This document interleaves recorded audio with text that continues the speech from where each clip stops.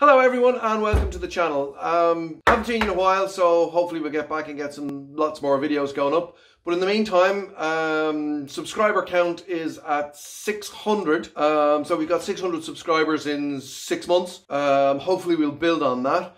If you haven't already subscribed, maybe you consider subscribing. And if you like the videos, give us a thumbs up. And don't forget to hit the notification bell so you'll get notified when we put up a new video. So we're going to talk about toilets. Basically, we're going to be talking shit. Or about it. Or at least getting rid of it. A lot of people may have problems with their toilets, so I'm just going to go through some basic maintenance with a cassette for the Thetford style toilet. Hopefully this video is of some use to you. Keep watching to find out more. Thanks very much. Okay, so here we have our standard Thetford toilet. This is where we empty it from. This is where the bad stuff goes. When you turn the handle on the toilet, that comes back, that opens up, everything gets rid of, seal it back up again. So that's on the actual toilet. So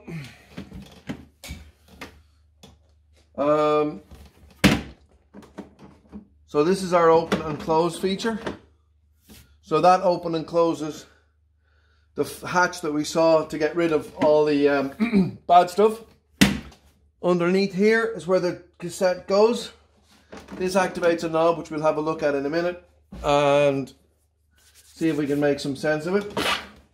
Also, toilet roll holder.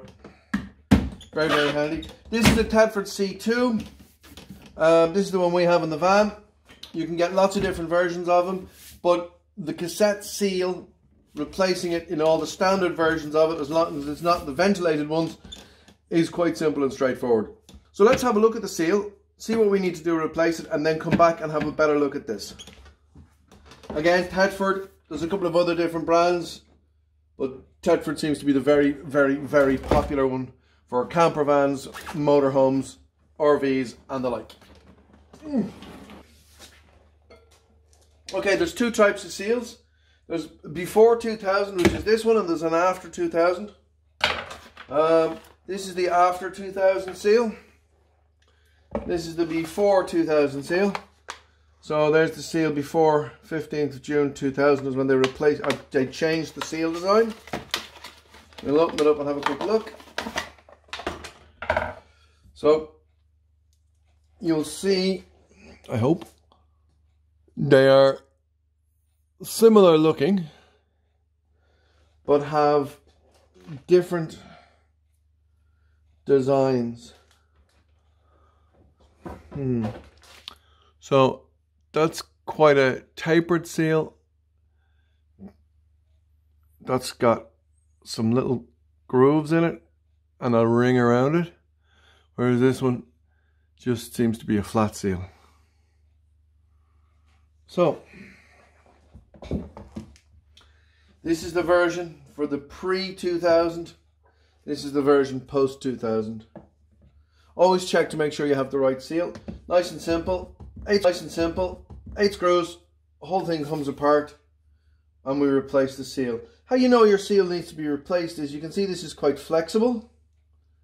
Whereas this, it's caked, it's quite hard. It doesn't press as easy as this one does.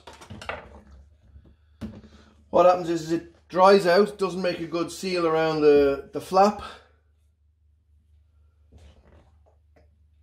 Having a good seal around the flap is very important in toilets, because what happens is that with the motion of the vehicle you can get some splashing on the inside, and you don't want that splashing coming back up through here and generating a smell. You want a nice, good, tight seal.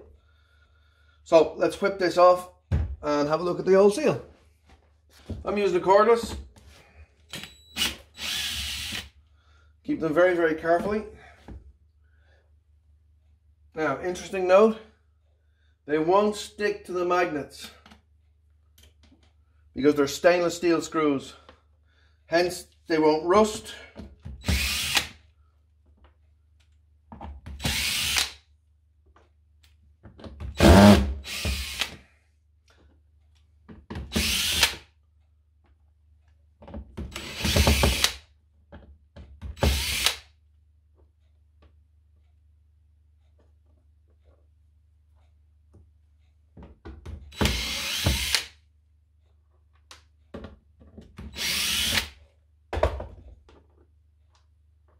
As I've laid the screws out in the order that they came out of that in. Sometimes it's critical, sometimes it's not, but bearing in mind that we're screwing into plastic, so we kind of want to make sure that the threads are the same. So let's go a bit closer.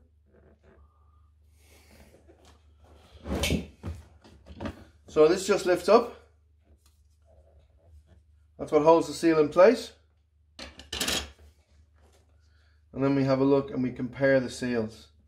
So that was the seal I originally bought, which turns out to be the wrong seal. Whereas this one is most definitely the right seal. Exactly the same shape. Now, what I was talking about here is you can see, hopefully, that that's flat, whereas that's got a slight profile to it, which means is over the years that's not providing as good a seal. So we give this a bit of a clean, because we can, just to clear out any dirt, dust. Give it a quick brush. That guy just literally pops in there. That makes a really good tight seal. That pops down on top of that. So you can see it's quite old. Yeah, there you go. So you can see here. Where are we? There we go. So you can see signs of the rubber where it's perishing. And it's starting to crack around the edges. That basically means the rubber is breaking down and the seal is kaput. Or refit these screws. I'm going to refit them in the order that they came out.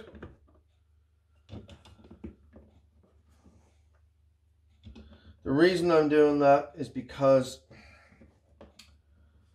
they're screwed into plastic, and they would have made their own, they would have cut their own thread into the plastic. They're quite a coarse, heavy screw, so the threads on them are fairly, they would be if we could focus on them. Here we go.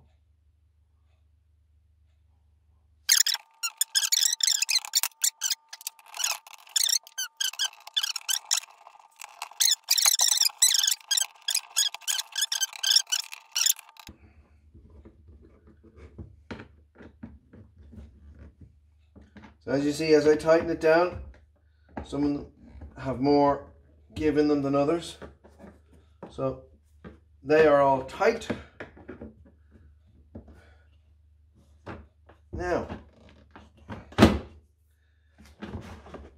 that's a much tighter fit than is on the previous seal, which is a perfect indication that this seal was shot.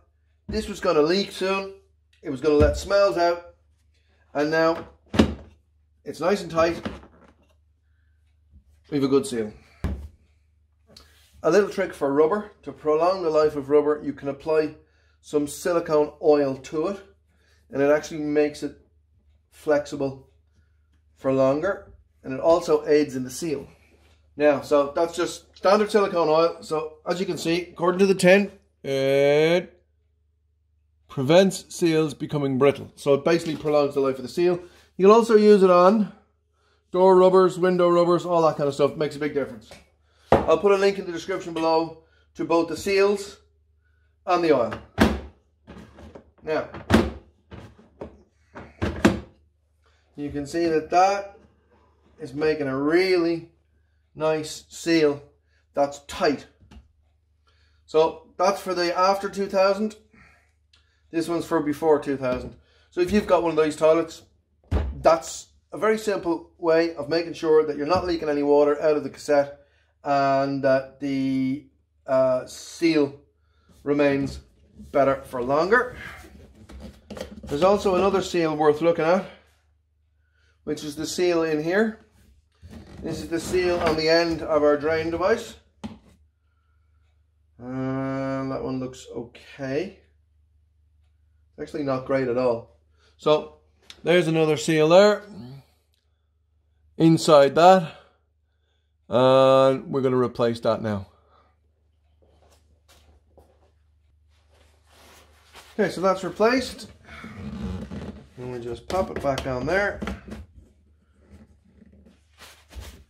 That's sealed up nicely. And that's basically a little quick service on our cassette to make sure that we don't get any smells. Okay, so now we're just going to have a quick look at the toilet itself.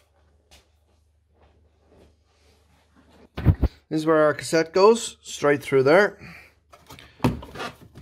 This is our fill station. Yep. So there's our fill station. You can see there's still some water in it. And then we use this guy just to drain any residual water out of it when we're emptying it. Yeah, that's pops on there nicely. And then here you've got your water fill gauge, which is basically just a tube. And it gives you your level. And that's where it's connected. So there's your water reservoir here.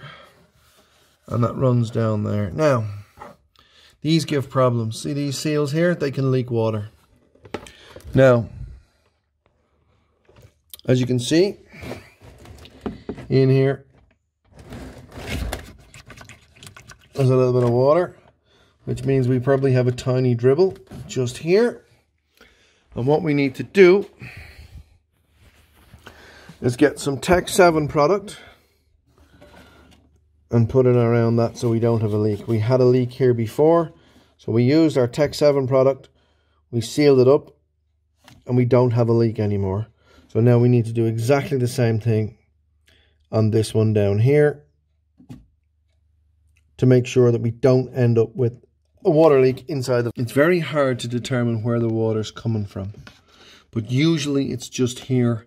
This is a kind of a rubber mastic, it stays flexible, but it does leak water. Little tip, put a little bit of blue shop towel there. Yeah, there we go, there's a bit of damp. So the damp is running down from this guy. Very, very difficult to see. So there we are, there you can see. There's a dribble coming from there. Runs down there. And then, damn it, it runs in there. So you can see the water there sitting. So that needs to be addressed. Again, none of these are very expensive problems. I just want to see if I can get the shine on the water. Here we go here. Yeah, there we are there. There's the water starting to seep through. It's just literally a shine at the minute. Seal that up. Job is done. A couple of other interesting things inside. That is your fill level to let you know whether the toilet is full or not. That activates that way. And it's controlled from the cassette. And as you can see here, green is empty, red is full. So you got to make sure that that's right. Under the back here, you can see up there is where the switch and the motor goes. There's a micro switch here. You can hear it, you probably can't see it. There it is there, perfect. So that activates when the cassette is put in. So it means you can't accidentally flush the toilet with no cassette. Always worth checking that the cassette is in place. There's no reason for the cassette to be out unless you're doing maintenance, and if you're doing maintenance you should know what's going on. In behind that panel, in here is where the motor is. Very common problem with these toilets is the motor stops working, and it's usually after a while. The motor itself isn't burnt out. What is actually wrong with it, the motor has seized because of lack of use. And believe it or believe it not, the last time I had to do this, I took the motor apart, I gave it a tap with a rubber hammer. The pump freed up and the motor ran perfectly, and it's been working ever since. Here's basically an overview. Toilet,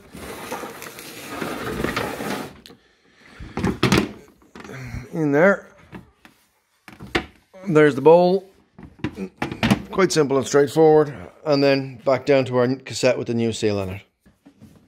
Okay, so yeah, that finishes us talking about shit, basically. Loads of different toilets, loads of different types of designs. All are perfectly adequate. Search, I'll link a couple of toilets in the description below so you can have a look at them. You can get an idea of the price of them. Or you can also shop online on the likes of eBay or Amazon and get some good, very good secondhand stuff. Well worth doing if you're doing a self-build to keep your costs down. Thanks very much for watching. Maybe you consider to subscribe, and here's a couple of videos for you to have another look at. Bye!